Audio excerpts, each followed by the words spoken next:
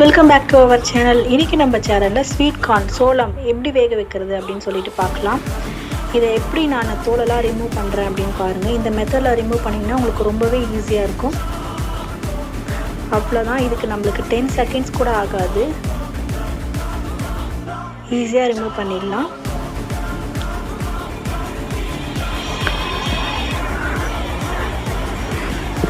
அதே போல் எல்லாத்தையும் பண்ணிக்கோங்க. பண்ணிவிட்டு இப்போ நம்ம வேக வச்சுக்கலாம். நான் இன்றைக்கி எடுத்துருக்கிற இட்லி பாத்திரம் வந்து சின்னதாக இருக்கும் சைஸு. ஸோ நான் வந்து இதை ரெண்டாக கட் பண்ணி சேர்த்துக்க போகிறேன். உங்கள் இட்லி பாத்திரம் கொஞ்சம் பெருசாக இருந்ததுன்னா நீங்கள் அப்படியே பெருசாகவே வேக வச்சுக்கலாம். நான் வந்து ரெண்டாக உடச்சி எடுத்திருக்கேன். அதே போல் எல்லாத்தையும் பண்ணிக்கலாம். ஓகே, இப்போ ஸ்டவ் ஆன் பண்ணிக்கோங்க.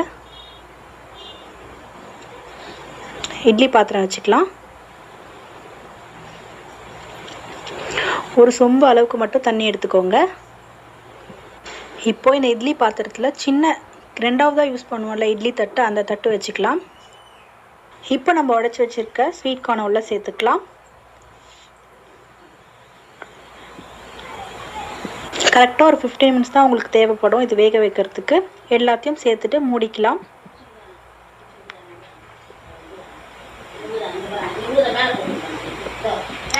மூடிட்டு மீடியம் ஃப்ளேமில் வச்சுக்கோங்க. 15 மினிட்ஸ் ஆகிடுச்சு. இப்போ ஓப்பன் பண்ணி பார்க்கலாம்.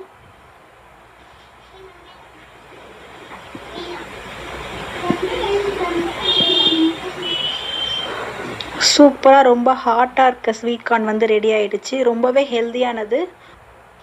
இப்போ நம்ம இதை வேறு ஒரு பிளேட்க்கு